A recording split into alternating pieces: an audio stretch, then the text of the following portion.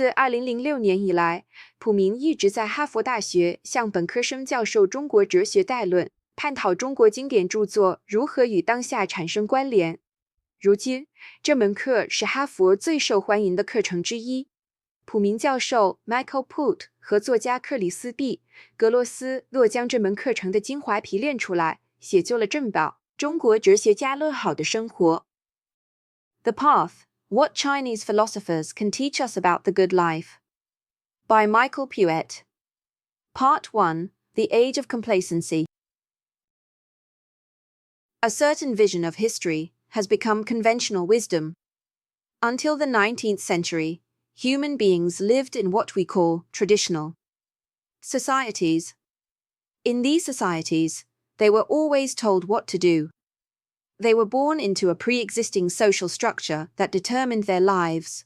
Born peasants, they remained peasants. Born aristocrats, they remained aristocrats.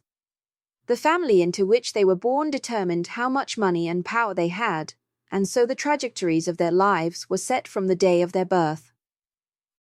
The story continues. In 19th century Europe, people finally broke free of these constraints. For the first time, we realized that we are all individuals who can think rationally. We can make decisions for ourselves and take control of our lives. As rational creatures, we can create a world of unprecedented opportunity. With these realizations, the story says, the modern world was born. But if some of us broke away, other cultures were left behind, or so we believe. To many of us, classical China represents the ultimate traditional society, in which people were required to follow rigidly defined social roles in order to live within a stratified, ordered world. Thus, it must be a world that has nothing to teach us. Of course, at times this reading of traditional societies in general and China in particular has been given a romanticized spin. We now are alienated from each other, but people in the traditional world saw themselves as living in harmony with the cosmos. We have broken from the natural world and seek to control and dominate it, but people in the traditional world tried to live in accordance with the patterns of nature. This sentimental view of a traditional world, too, has nothing to teach us. It simply turns these so-called traditional societies into something akin to nostalgia pieces. We can go to a museum and see an Egyptian mummy and think, how interesting. An ancient Chinese artifact. How quaint.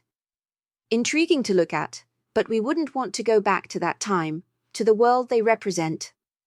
We wouldn't want to live there or take any lessons from these traditional worlds, because they weren't modern. We are the ones who finally figured out things, not them.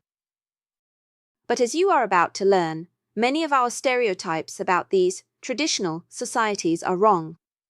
And there is much we can learn from the past. The danger of our vision of history isn't just that it has led us to dismiss much of human existence as irrelevant, but also that we think today's predominant ideas are the only ones that encourage people to determine their own lives. Therefore, today's ideas are the only correct ones. The fact is that there has been a wide range of visions of how humans can lead lives of their own making. Once we recognize that, we can see the modern for what it actually is, one narrative out of many, built from a specific time and place. An entire world of thought thus becomes available to us, one that challenges some of our most cherished myths.